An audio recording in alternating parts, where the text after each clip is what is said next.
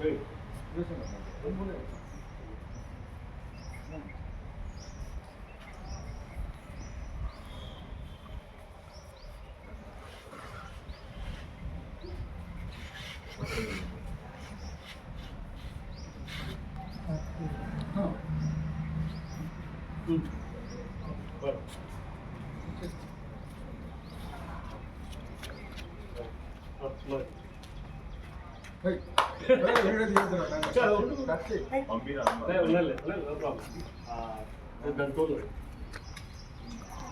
ఈరోజు కనుక స్వాతంత్ర సమయ రోజులు మన జిల్లా వాసి మన ఆంధ్రప్రదేశ్లోనే మొట్టమొదటిసారిగా బ్రిటిష్ వారిపై తిరుగుబాటు జెండా ఎగరేసినటువంటి వ్యక్తి ధైర్యశాలి అయినటువంటి మన ఉయ్యాలవాడ నరసింహారెడ్డి గారి 179వ వర్ధంతి. మరి అటువంటి మహనీయుడు బ్రిటిష్ వారితో ఆ కాలంలోనే పోరాడి హీరోచిత పోరాటం చేసి అసలు భాషి ఎంతోమందికి స్ఫూర్తినిచ్చి తద్వారా మన దేశానికి స్వాతంత్రం తెచ్చుకోవడానికి ఎంతో దోహదపడినటువంటి విషయము. అటువంటి మహనీయుడి వర్ధంతి కార్యక్రమంలో వచ్చినటువంటి విద్యార్థులు, ప్రిన్సిపల్ గారు ముఖ్యంగా ఆయన ఎంతో శ్రద్ధతో నాయక్ సార్ గారు ఇటువంటి కార్యక్రమాలు ముందుంటారు జిల్లాలోనే. మరి ఆయన ఈ కార్యక్రమంలో ఆయన నిర్వహించడం, ఆయన నందలేనిగా ఇక్కడికి రావడం నాకు ఎంతో సంతోషంగా ఉంది. మరి అటు గొప్ప మహనీయుడికి మనం నివాళులు అర్పించాల్సిన బాధ్యత మనందరిపైన ఉంది. అలాగే మరొక ప్రముఖ వ్యక్తి విద్యావేత్త అయినటువంటి మౌలానా అబుల్ కలాం ఆజాద్, భారతదేశంలోనే భారత ప్రభుత్వంలో మొదటి విద్యాశాఖ మంత్రి. మన ఆయన సంస్కరణలు ఇప్పటికీ మనం పాటిస్తున్నామంటే మరి ఆయన దూరదృష్టి.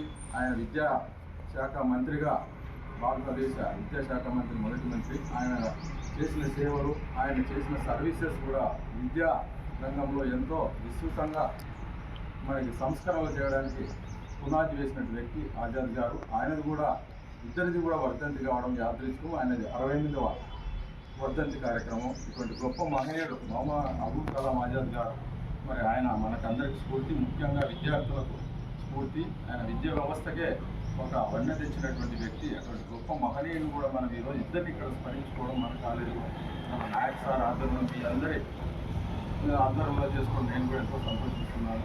ఇటువంటి కార్యక్రమాలు మరిన్ని చేసి విద్యార్థులకు స్ఫూర్తిదాయకంగా ఉండేటువంటి నాయక్ సార్ని అభినందిస్తూ మనందరూ ఒకసారి ఆ మహనీయులందరికీ నివాళులు అర్పిస్తున్నాను.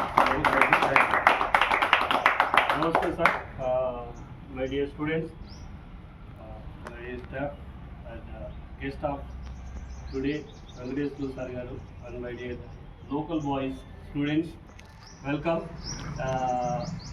ఇలాంటి కార్యక్రమాలు వొకేషనల్ కాలేజీలో తరచుగా వర్ధంతులు, జయంతులు జరుగుతూ ఉంటాయి.